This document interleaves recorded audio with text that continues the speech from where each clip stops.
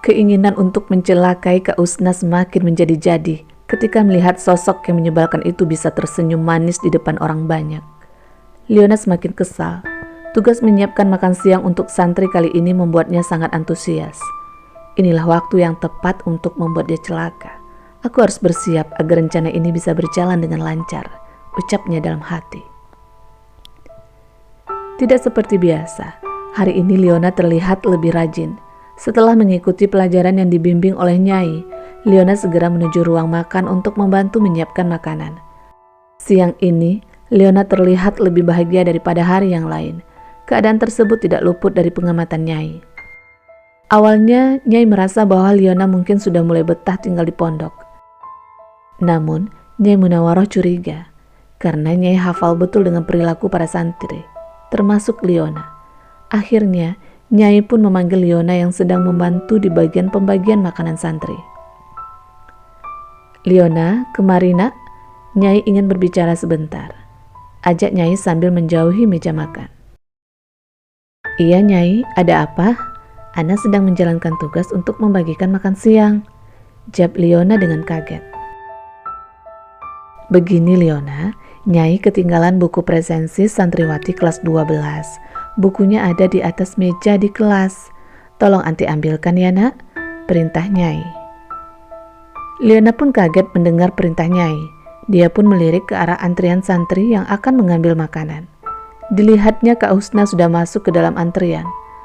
Bila dia pergi memenuhi perintah Nyai, maka rencananya kali ini tidak akan mungkin terlaksana. Lama Liona berpikir dan berdiam diri. Karena gadis itu dia mematung, Nyai kembali memerintah. Kali ini dengan suara lebih keras. "Liona, tolong ambilkan buku presensi di kelas 12. Nyai mengulang perintahnya dan mengagetkan Liona yang masih mematung. Iya Nyai, siap, Ana kerjakan.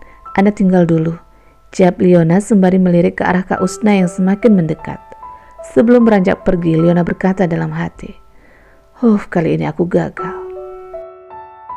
Sementara itu, Nyai sudah memperhatikan gerak-gerik Liona yang mencurigakan tersenyum.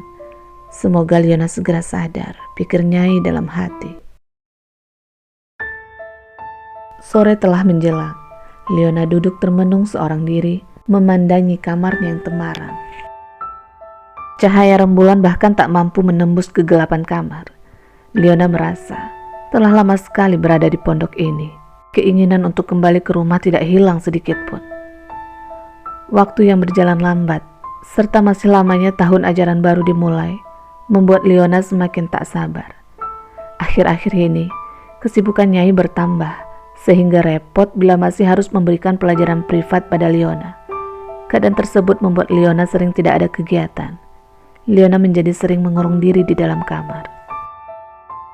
Akhirnya, demi kemajuan pendidikan Liona, maka tugas membimbing Liona diserahkan pada ustazah pembimbing bernama Hamidah. Mengetahui hal tersebut, Liona menjadi kecewa. Dia yang biasa dimanja oleh Nyai kini harus berhadapan langsung dengan ustazah Hamidah yang berkepribadian tegas. Hal yang pertama kali dilakukan oleh ustazah Hamidah ketika mereka memulai pelajaran adalah mengecek semua hafalan yang seharusnya telah dihafal oleh Liona. Ternyata terdapat banyak tugas hafalan yang belum Liona selesaikan, termasuk beberapa tugas menulis huruf Arab. Ustazah Hamidah pun menegur Liona dan sebagai hukuman, surah yang harus dihafal ditambah jumlahnya. Keputusan ini tentu saja membuat Liona kesal, karena itu berarti dia harus mengurangi waktu tidur untuk menghafal surah-surah. Dengan perasaan kecewa, Liona terpaksa menerima hukuman itu. Tidak terasa ternyata hari telah menuju sore. Berarti telah 3 jam dia duduk di kamar seorang diri. Sejak makan siang tadi, Liona merasa moodnya turun. Dia hanya termenung di kamar. "Liona, anti sudah makan?" tanya Aini, teman sekamarnya, mengagetkan Liona. "Belum, Ana tidak lapar," jawab Liona sambil tersenyum. "Ayo kita makan bersama, nanti anti bisa sakit kalau tidak makan. Ana ganti baju dulu ya," lanjut Aini sambil membuka lemari bajunya yang terletak di pojok dekat tembok. Liona mengangguk sambil memperhatikan gerak-gerik Aini. Liona sering sekali melihat Aini memakai baju bermerek. "Aini, Dia mungkin anak orang kaya, pasti uangnya banyak, pikir Leona dalam hati sambil terus menunggu Aini berganti pakaian. Ayo, Ana sudah selesai. Semoga malam ini makanannya enak. Ana kangen makan enak. Rasanya pelajaran matematika hari ini membuat perut lebih lapar, kata Aini sambil cemberut. Leona pun tersenyum. Segera diajaknya Aini berjalan lebih cepat agar dapat segera makan. Ternyata makanan hari ini makanan kesukaan anak-anak, ayam goreng. Keesokan harinya terdapat 2 orang yang tinggal di kamar karena sakit, sehingga pintu kamar tidak dikunci. Hal tersebut memudahkan siapapun masuk ke dalam kamar tanpa diketahui oleh orang lain, termasuk Leona. Sebagai anak yang suka menyendiri, bila telah menyelesaikan tugas, Leona lebih memilih masuk ke dalam kamarnya untuk sekadar melamun atau menuliskan apa yang dirasakan hari ini. Bahkan terkadang dia hanya menangis, seperti hari ini ketika dia kembali kesal dengan Ustazah Hamidah. Rasa sedih tidak dapat dibendungnya lagi. Leona terus menangis hingga seluruh teman sekamar kembali. Namun, tidak seorang pun teman sekamar mengacuhkan dirinya. Leona merasa tercabik-cabik hatinya. Keadaan tersebut semakin membuat tidak betah berada di pondok itu. Perasaan terkekang dan dibuang oleh kedua orang tualah yang semakin memperburuk tingkah laku Leona di pondok. Dalam pikirannya, Leona selalu mencari cara untuk membuat masalah, berharap agar akhirnya dia dikeluarkan. Keesokan harinya, terjadi keributan di pondok. Beberapa orang santri dari kamar yang berbeda kehilangan sejumlah uang. Nilai uang yang hilang pun bervariasi. Kali ini santri yang kehilangan uang paling banyak adalah Aini, teman sekamar Leona. Jumlah uang Aini yang hilang mencapai 200.000 rupiah.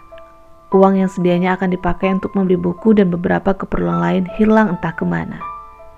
Kejadian tersebut tentu membuat para santri bertanya-tanya, siapakah orang yang telah melakukan tindakan pencurian itu, dan berharap agar kejadian tidak terulang lagi.